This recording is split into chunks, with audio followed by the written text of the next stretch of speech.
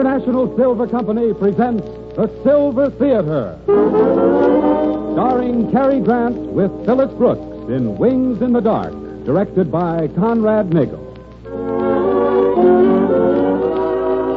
Brought to you in behalf of two of the greatest names in silverware, International Sterling, world-famous solid silver, and 1847 Rogers Brothers, America's finest silver plate.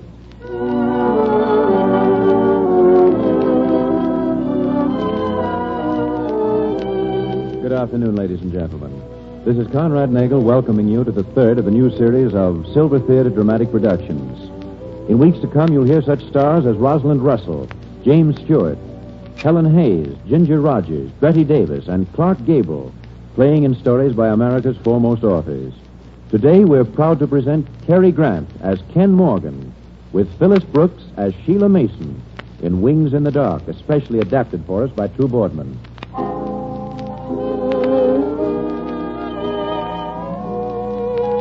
And now our play is about to begin.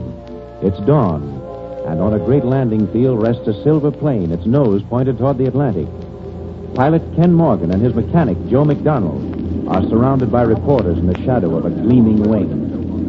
Will you give us a story, Miss Morgan? We've been waiting around here for about an hour now. She's all set, Ken. Running like a dream. Okay, Mac. Pull out the wheel block. Hey, wait a minute, Morgan. Come on. How's about a statement before you go? Heading for Paris. Come on. Okay, all right.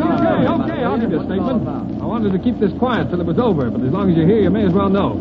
I am heading for Paris, that's true. Well, this isn't just a stunt. No, I'm doing it to test my automatic blind flying device. I've been working on it for over 5 years. Well, how come, Morgan? Why, blind flying isn't new. No, but this kind is. This ship of mine will not only fly by itself in the air, she'll take off and land without my touching the stick. I'm not going to fly this plane to Paris. She's going to fly herself. I'm just a passenger. Hey, how's about a picture of that robot business? Yeah, how about that? Come on, boys. Okay, Mac, I'm underway. Ken Morgan, hold it. Hey, Ken, it's Jenkins, the inspector from the Commerce Department. Don't get in that plane, Morgan. You're not going. Not going? No. Your permit for the flight is rescinded. Rescinded? What do you mean rescinded? The department can't sanction a man going out to commit suicide. And that's what it would mean to try to fly to Paris with this crazy blind flying device of yours. Crazy? Why, I've spent 6 years on it. I won't argue with you. Your permit is rescinded. And Morgan, the department also disapproves of cheap publicity stunts. Publicity stunt? This is not a publicity stunt. Oh, yeah? Just take a look at this newspaper. Newspaper? Morgan, I'm disappointed. Let me get a load of that, will you, boys? Let's see. Hey, for the love of... Girl stunt flyer is stowaway on experimental ocean Hey, hop. Morgan, what's the idea of giving that story exclusive to the Star? Hey, where is she? Yeah. Wait a minute. Don't stowaway? Well, that's crazy. The whole thing is... Hey, wait, Mac. That rear compartment. Hello, Ken. Why, it's Sheila Mason. Get out of that plane. How about a word for the press, Miss Mason? Come out of that plane before I pull you out. Let go of my arm. I'm coming. Hold it for a picture. Swell. Now, clear out of here, you guys. Your reporters better beat it. All right, come on, guys. Ken, I don't understand. What's wrong? Hey, what's the idea? Oh, Nick, I'm glad you're here. Hey, what did you say to those reporters, Morgan? You spoiled everything. Oh, so you're back of this, Williams. Nick, I thought you told me. Now, wait a minute. Give me a chance. You see, Morgan, it's this way. I happen to hear on the QT that you're making this flight flying to Paris. Sheila's great copy, Ken, and at the same time a swell flyer. So I figures the two of you doing it together would be the biggest thing since Lindbergh, see? Yes, I see. Just thought I'd take this flight and turn it into one of those cheap stunts you and Sheila Mason go in for. Is that it? Well, you certainly fixed things. I've been refused permission for the flight. Oh, Ken. Well, suppose you go now. Oh, come on, Sheila. You're wasting time. Okay, Nick. I'm sorry, Ken. Can you imagine that? I figure out $1 million proposition. The guy just got a free later. Look, Ken, don't think this too hard. After all, now we can spend more time on the blind flying device. Then when you're really tested... Yeah, what are we going to use for money? By tomorrow, half the country will know that Ken Morgan has some kind of a half-baked blind flying contraption the government thinks worthless. No, Mac, the whole thing is washed up. 6 years' work in the ash can. Oh, well, never mind. Get Betsy back in the hangar, will you? Up in the office. Look, Ken, after all... I didn't ask you to talk. I said get the plane in the hangar.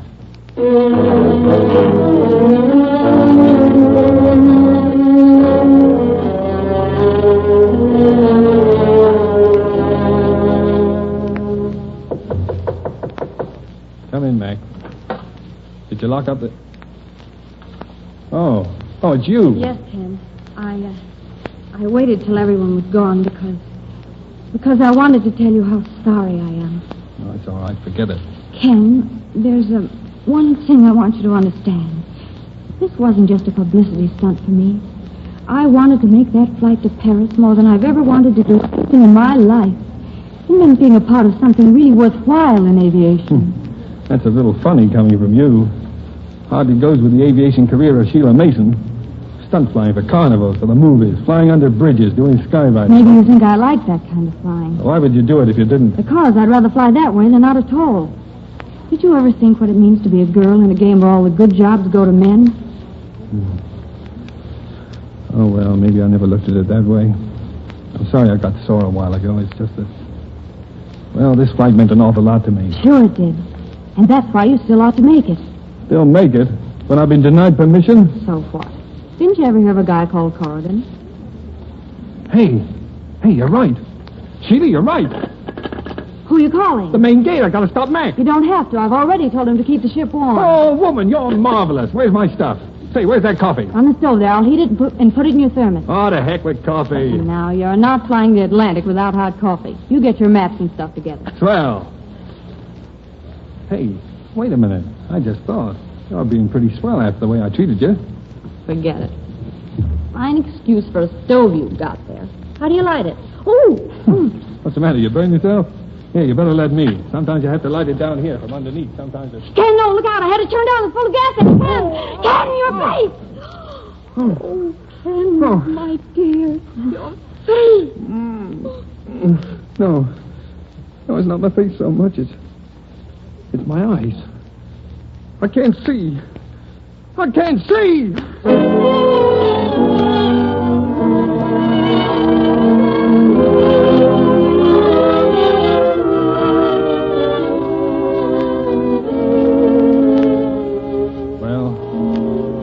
Let's have it, Doctor. And straight.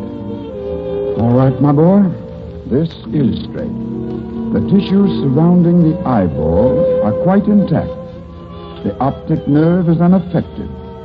The injury is to the cornea itself. Never mind all that, Doc. Will I ever see again? I can't tell you, son. I believe that no one could. I'm sorry. Thanks, Doc. Well, I guess that tells me. Thanks. Don't ask me to tell you what Ken is, Miss Sheila. I can't say nothing. Ken made me promise. Then forget the promise, Mac. Ken's hurt and afraid. Mostly afraid of pity. Well, we've got to make him see that it's not pity we have for him, but faith. Well, but... Right now is the turning point in Ken Morgan's life. If he cuts himself off from everything now, he's lost. And Mac, we can't let that guy be lost. You're right. Okay, I'll take you to him. He's in a little cabin up in the hills. Well, but first, Mac, tell me, can we get an exact model of Ken's plane made? Betsy? Sure, I suppose so. Then do it. I'll pay for it. I've got a plan, Mac. I've got a plan.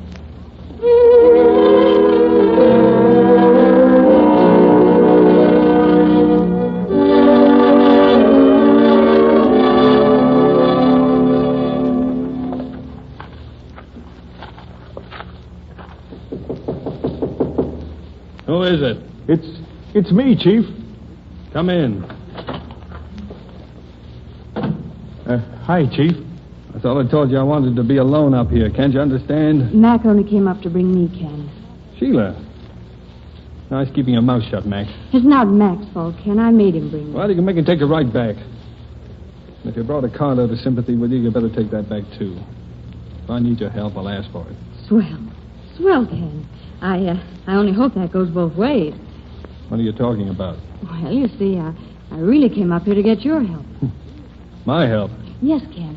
You see, I've heard of a new kind of aileron that makes the plane maneuver a lot easier. But before I had one put on my ship, well, I thought maybe you'd tell me what you thought of it.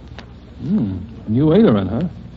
Well, I don't know. Look, Ken, I brought a model of my plane along. Perfect in every detail, including those new ailerons. And you can tell by... Well, Ken, you've got more knowledge of planes in just your fingers than a dozen other flyers have in their whole bodies. try it, Ken. You say you got a plane model there? Yes. Well, let me see it. Give it to me. Thanks.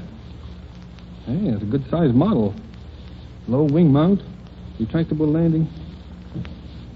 What do you mean, new kind of ailerons? These are... Hey, wait a minute. What do you mean a model of your plane? This is Betsy. This is my plane. Of course it is, Ken. It is, Betsy. Perfect and exact. And you know why it's here? I'll tell you. So that you can finish your job. You say that blind flying device of yours isn't perfect yet. Well, it's going to be. Yeah, she's got a swell idea, Ken. Look, you know what changes you need to make in that equipment. Make them here on that model. Mac can carry them out on the plane herself down at the shop. Why not? But how can I? Well, there are instruments to read. Read them by touch. Take the glass off the front and have raised dials so you can see them with your fingers. You can do it, Ken. I know you can. I wonder. Ken, the thing you're doing is too important to you and to aviation. You can't stop now. Finish the job. I will, Sheila. But wait. There's one thing we're all forgetting. Money. It would take plenty. I thought of that, too. You're going to earn it. Oh, me? How? By turning author. Who knows more about aerodynamics than Ken Morgan? Nobody. So what's to stop you writing articles for magazines? Hey, Chief, that's a swell idea. Of course it is. Well, how about it, Mr. Morgan? Is it a go? It's a go. Hey, there's just one thing I don't get. What? Well, why should you be doing all this for me? I don't know. Maybe it's just because I really learned to care. To, care? Yeah. About the future of aviation.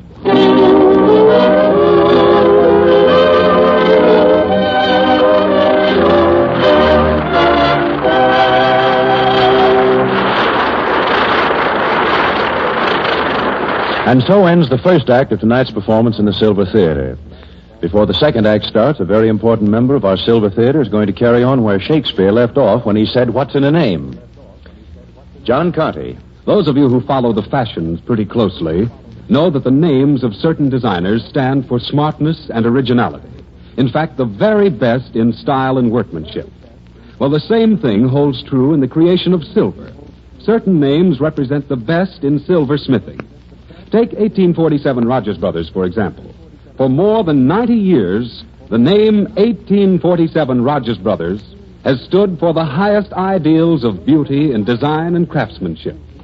And now, with their latest and loveliest pattern, First Love, 1847 Rogers Brothers adds still greater luster to that famous name. For First Love is real news in silver plate. Its flower-like ornament is more deeply etched, more richly raised than ever before, in a perfection of craftsmanship found formerly only in sterling silver. And this finest in silver plate costs far less than you think. A service for 6 in the glamorous First Love pattern, 32 pieces, costs only $32.50. Go to your silverware dealer tomorrow and ask to see sets of First Love. Find out about the convenient payment terms while you're there. You'll be surprised to learn how easily you can own the finest silver plate this country has ever seen. 1847 Rogers Brothers.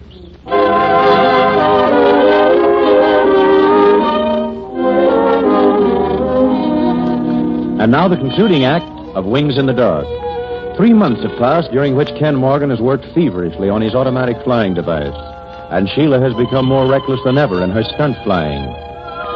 As the curtain rises, Sheila is arriving at Ken's cabin in the hills.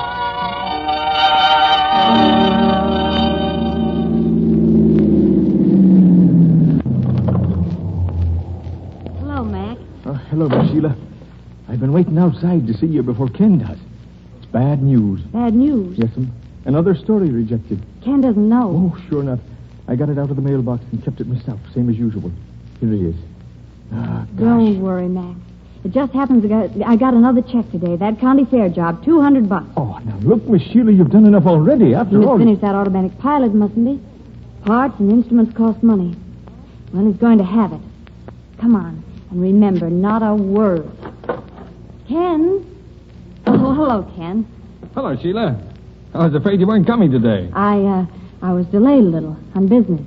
How's the invention of the age coming? Oh, you can laugh, but about 1 more week I'll be able to get in Betsy and Flyer myself. Yeah, over my dead body.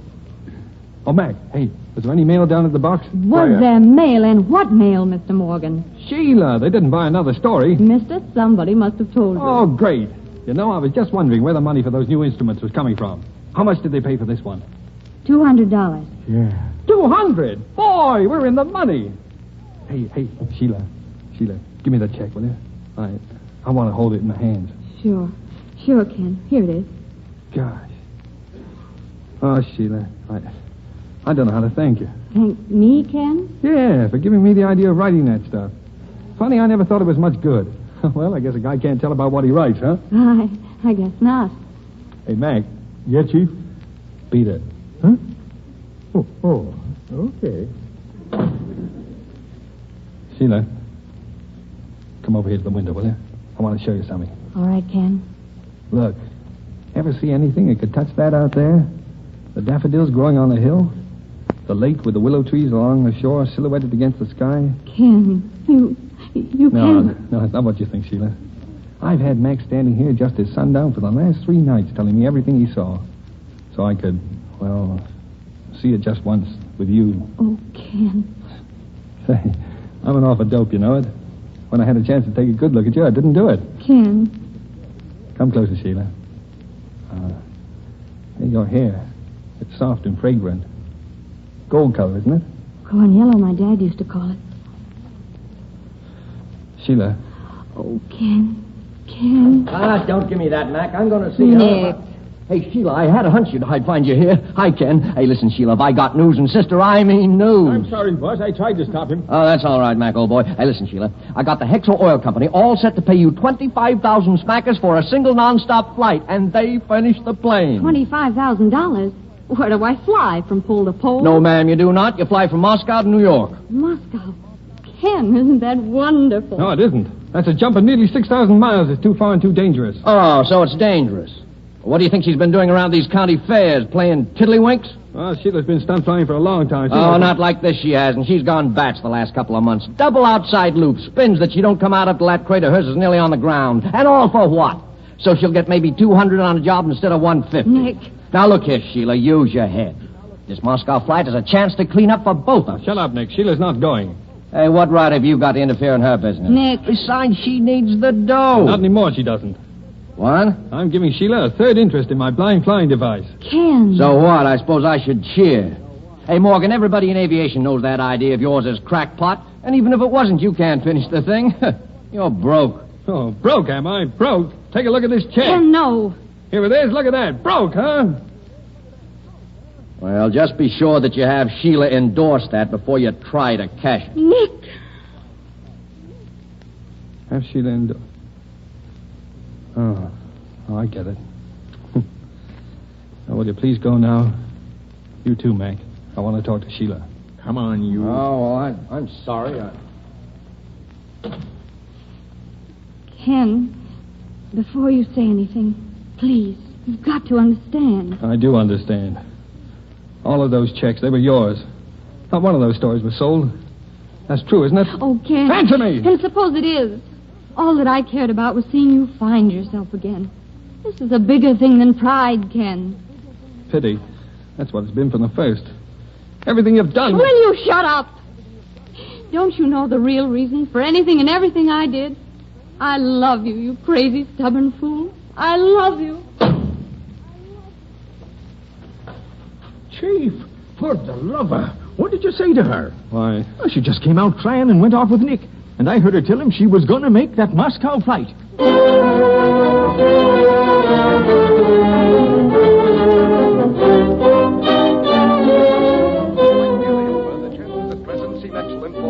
Of Sheila Mason's dramatic adventure.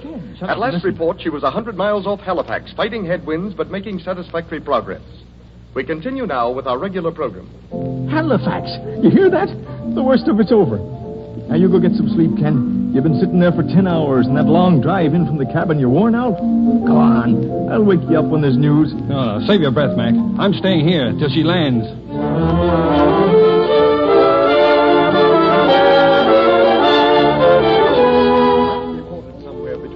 In Portland, Maine, Sheila Mason has been out of communication with any radio station for more than an hour.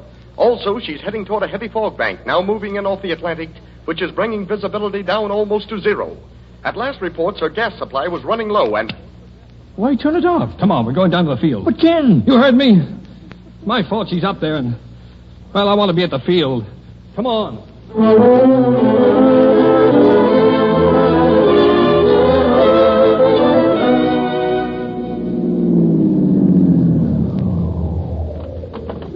Okay. Here's the field. You better take my arm. Yes, Mac, but get going. Hello, Ken. Hi, Mac. Oh, what a night.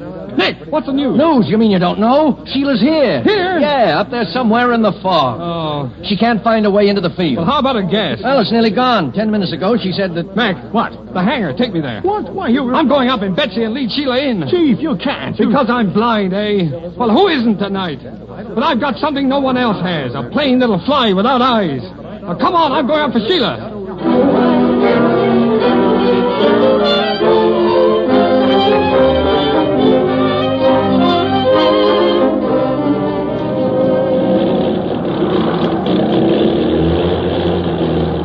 No, Ken, she's not warm enough. That motor's... Said I'm ready. Pull out those wheel blocks. Ken, wait a minute. This is crazy. Think what you're doing. Let me go with you. Nobody's going with me this time. You keep on that transmitter and lead us in and don't stop talking. Okay, boss. And remember this, if I do get Sheila on the ground, keep her there, no matter what happens to me, you understand? What do you mean, what happens to you? Never mind. Pull out those wheel blocks. Okay. Good luck, Chief.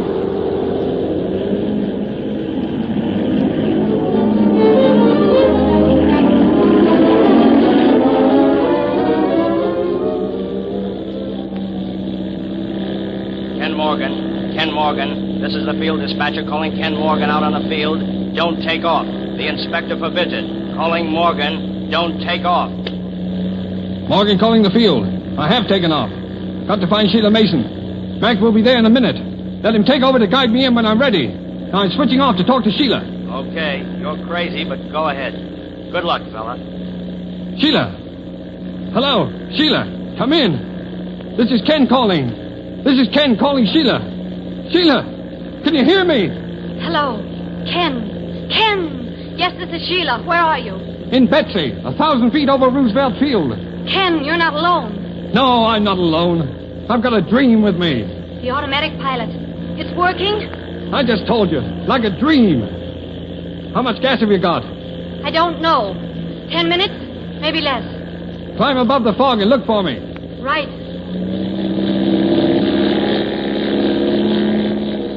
Now. I can see you now. How far away am I? About a quarter mile. Good. Pull up alongside. Right. How are you? I was tired. Dead tired. But not now. Okay. I'm alongside. Swell. Stay there. We'll go down in a minute. But first I've got to tell you something. Yes? I love you, Sheila. Oh, Ken. Ken, you can pick the craziest times and places to save me. I love you, too. I always have. But it's goodbye now, Sheila. Goodbye? Listen carefully. I'm taking you down. Follow me. But remember this. Whatever I do, I want you to stay on the ground once you're there. What are you talking about? I'm coming up again, Sheila. Coming up and flying on. Flying on? Where? That doesn't matter. You've got to be free, Sheila. You've a right to be. And believe me, this is the best way out. Ken, you can't. I love you. Goodbye, darling. I'm cutting my radio. I have to switch over and pick up Mac. He's going to guide us in. Follow me down and keep close. Ken, listen to... Hello? Hello, Mac. Mac! Morgan, calling McDonald. Come in. Okay, Ken. Here I am. Bring her down, boy. Mac, keep talking. I'll follow your voice in. But keep talking. Count. Anything. Right, Chief. 1, 2, 3, 4, 5, 6, 7, 8...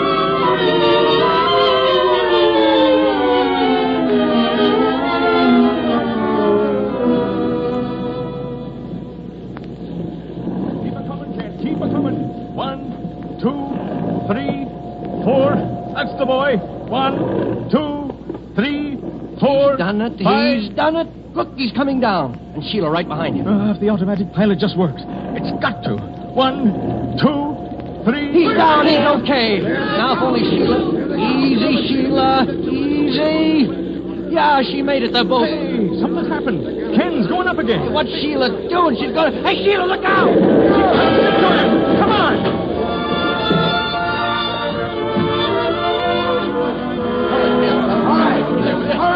Back there! Stand back! Hey, Sheila! Get him out! Sheila, you're all right. Why did you crash into him? I had to, Nick. I had to stop Ken. He was going up again to fly onto... Oh, Mac, get him out of there. Let me through. Easy. Boss, you all right? Ken! Oh, my darling. Why didn't you let me do it, Sheila? Why didn't you? Because you're mine. Because I love you and need you. Can't you see that, Ken? Yes. Yes, I think so, dear. Ken, you're hurt. No, it's my head. It's flashing with lights. It must have been the crack-up. Flashing? There are flashes of light. Camera flashlights. Ken, you can see them. Yes. Sheila, I can see them. I can see them!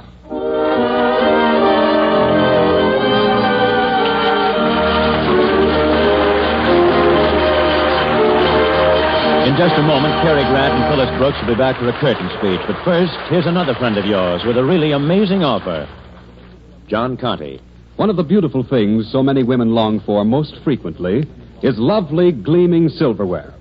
A few minutes ago, we told you about one kind of silverware, 1847 Rogers Brothers silver plate. Now we'd like to tell you about the other kind, solid silver by International Sterling. International Sterling silver is fashioned by master craftsmen. And in all the world, I think you'll find no more radiant example of their skill and artistry than the stunning pattern Enchantress. The richness of that soft, lustrous finish, the simplicity of that mirror-clear center panel with the delicate carving at either side combine to make Enchantress truly breathtaking. Right now at your silverware dealers, International Sterling is making a special offer to introduce you to Enchantress. A solid silver spoon that sells regularly for $3.25 is yours for only $1. And remember, this is sterling silver, solid silver through and through. When you get your spoon tomorrow, be sure to look at complete sets of Enchantress. And then learn from your silverware dealer about the budget payment plan whereby you, too, can make a dream come true and own the best in silverware, International Sterling Silver.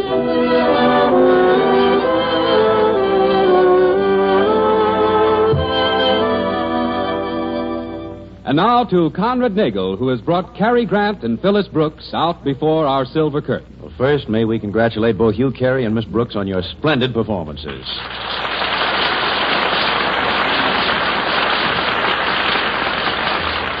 You know, I read a few stories and heard a few rumors, Phyllis, that you and Cary are contemplating a little aisle walking or matrimonial plunge. But that, Conrad, is according to the newspapers. Oh, yes, and the rumors. Yes, but if you were contemplating anything like that, now's the time. You're both free as air. You both just finished new pictures, so... But, Conrad, it's still according to the newspapers. And the rumors. Yeah, well, now, wait a minute. My point is, if the rumors were true, you'd have to furnish a house, wouldn't you? That's right, if. And furnishing a house means silverware. You mean like First Love? Or Enchantress? Yes, so... I'll tell you, Conrad. We'll check up, and if the newspapers... And the rumors, Phyllis. Yes, and if the rumors have anything to them, we're customers, right, Grant? Right, Brooks. Right, and good night, Cary Grant, and good night, Phyllis Brooks. Thank you.